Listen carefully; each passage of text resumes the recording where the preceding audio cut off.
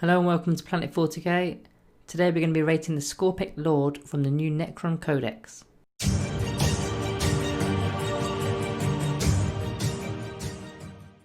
So just before we dive into the video, 71.1% of the viewers aren't subscribed currently, so if you are watching, please hit that subscribe button so you don't miss any future content. It massively helps the channel, so a big thank you for doing that now, and also a huge thank you for our current subscribers. So first of all, what an epic looking model this is. Games Workshop have gone to town with this mini. So let's just jump straight into its datasheet then. So he's a HQ option, of course he's a character.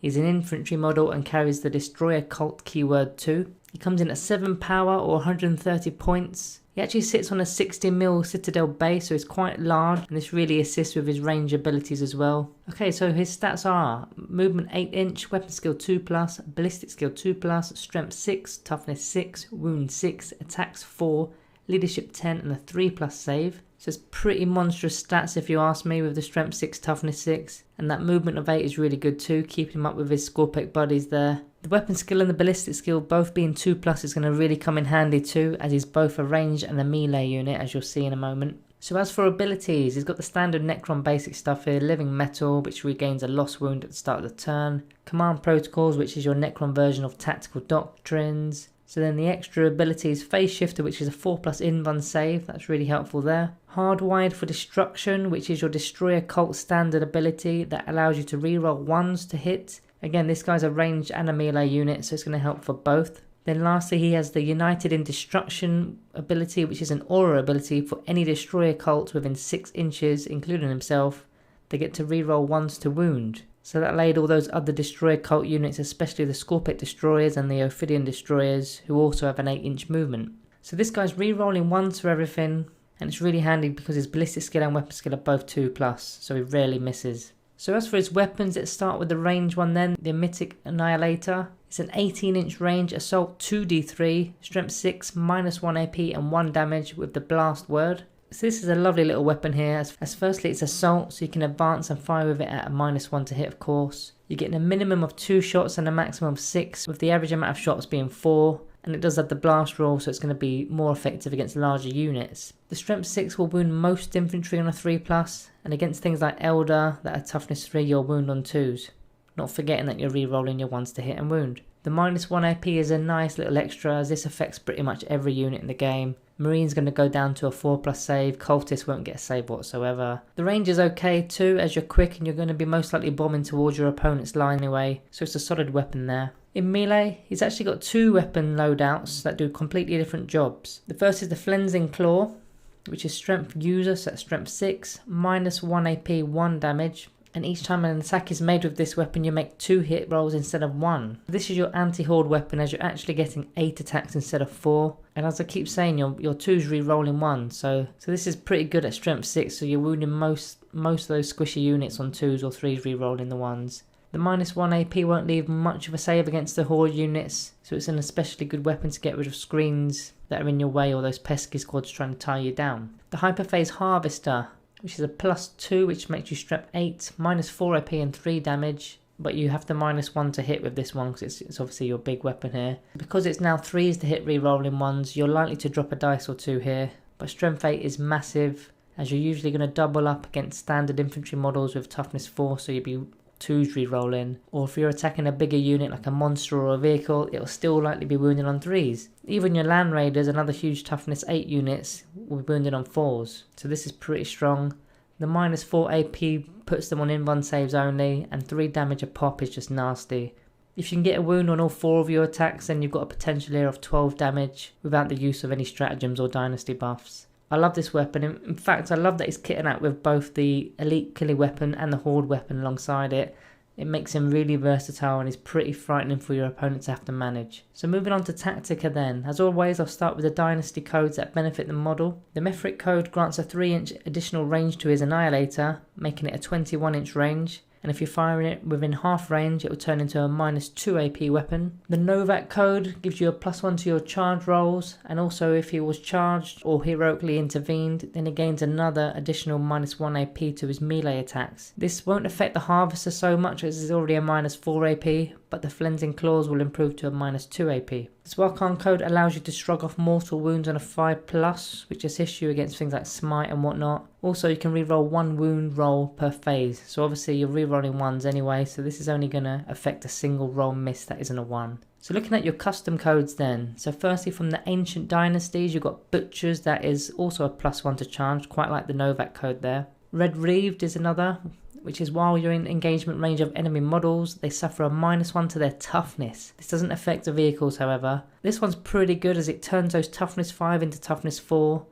and then your harvester is going to be wounding them on 2s, or it turns those toughness 4 marines into toughness 3, so even your Flensing Claw is going to be wounded on 2s, so it's really strong, that one. Severed can assist you if you enjoy making good use of the command protocols, as it adds 3 inches to your aura for the directives within the command protocols each battle round. It has its use, but I find most of the command protocol directives are just so and they're not that game changing. Superior Artisans, it grants you 1 reroll to wound each phase, so much like the Swarkan Dynasty code there. Then going to the circumstances of the Awakening list, you've got the Arise against the Interlopers. So this is when you're in combat with an infantry unit or a biker unit, any unmodified 6s to hit auto wound. So it can be useful, especially if you're using your Flensing Claws. Healthy Paranoia, which is like the Mefrit code, it adds 3 inches to your range, giving them that 21 inch as we've spoke about already. Relentlessly Expansionist, which grants the whole army a 6-inch movement after deployment. So this will help getting him into range with his range weapon, and it will also get him much closer to your enemy. So that's the dynasty code options there. He's so versatile, there's so many different codes that help him out. So let's head into the Warlord traits that will affect him then. So Enduring Will, this subtracts 1 damage from any damage taken to a minimum of 1. So this paired alongside his Living Metal is quite nice. Eternal Madness gives you a reroll wounds. Now he already reroll wound rolls of 1. But this is everything, so if he's going to be missing any dice, it's going to be the wound rolls anyway. This is okay. Honourable Combatant, in the fight phase he gains 2 attacks if he's fighting an enemy character, but all those attacks must go on the character. This one's also okay. I personally wouldn't pick it, it's more situational, but if your opponent does have a lot of characters then it can be really useful of course. So it gives the potential of having another 6 damage there. Immortal Pride shrugs off mortal wounds on a 5+ and assists with combat attrition tests within 6 inches. They ignore the modifiers. I mean, I wouldn't take this if you're doing the Swarkan Dynasty, as you already got the shrugging off the mortal wounds on a 5+ built in. Implacable Conqueror, this grants core units within 6 inches a reroll to charge. So this one's situational, as it only actually will be assisting your Lich Guard because they're core units. They're not really going to be keeping up with your Skorpekh Lord unless you find like ways of deep striking them, such as stratagems and whatnot. And finally the Thrall of the King, which adds 3 inches to all his aura abilities. So if you're looking at the dynasty specific codes, then you've got the Mefrit dynasty code Warlord Trait, which is Merciless Tyrant, which gives a +1 to strength and attacks. So the strength part probably isn't that useful, but the additional attack is okay, I guess. The Nefrit Warlord Trait next, which is called Skin of Living Gold. This makes your Skorpekh Lord a -1 to hit while he's the target, so that's not bad for his resiliency there. Then the Hilak trait, Precognitive Strike, makes you always fight first. This can be huge, but I'm seeing this sort of rule more and more in 9th edition. I think it'll become quite common when more and more codexes come out, but for now I'd take full advantage of this. The Novak trait, Blood-Fueled Fury, which is any unmodified 6s to wound, resulting in a mortal wound on top of the damage. This one's really nice as your Novaks are more your close combat orientated code anyway.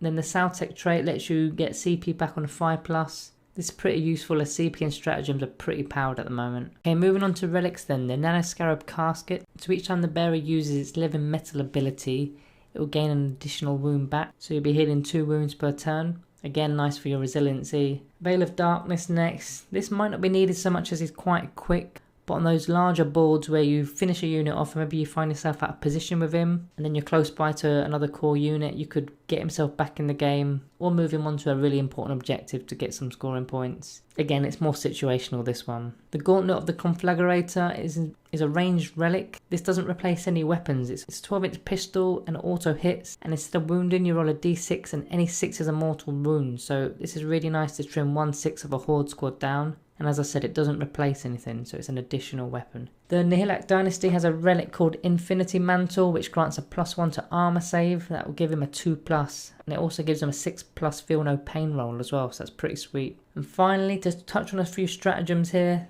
There's only a few that really aid the Skorpekh Lord. Whirling Onslaught for 1 CP. If he's targeted for any attack, it's a -1 to wound. That's pretty big. If it was a -1 to hit, you'd sort of understand, but -1 to wound is huge. The Novak specific stratagem, if you're playing Novak, is called Blood Rights. So for 1 CP, you gain an additional attack. So it's not that strong, but if you really need something dead, it might help. Okay, so there's quite a lot of things to get through there. Overall, this guy's an absolute steal in my opinion for 130 points. He does everything you want him to do and then some. The model's incredible. His stats are what you'd see on like a monster. He's pretty quick, he's pretty strong, he hurts hordes, he hurts elite units, he hurts everything in his path. He really works well alongside a squad of Skorpekh destroyers to give them the buffs too. You can just tell from the amount of viable options he has that benefits him that he's a mammoth unit. So as for this rating, there's only one score that I can really give him in. It's a Planet 40k rating of 5 out of 5. Let me know in the comments how you're fielding him, what combos work best for you, what dynasties you're using him. Maybe you don't like him, let me know why. If you found this video helpful, please drop us a like below and hit that subscribe button. As I said, there's over 70% of you that aren't actually subscribed, so it will really help if you do click that subscribe button. Check out our Patreon, links in the description below. Thanks for watching and I will see you in the next one.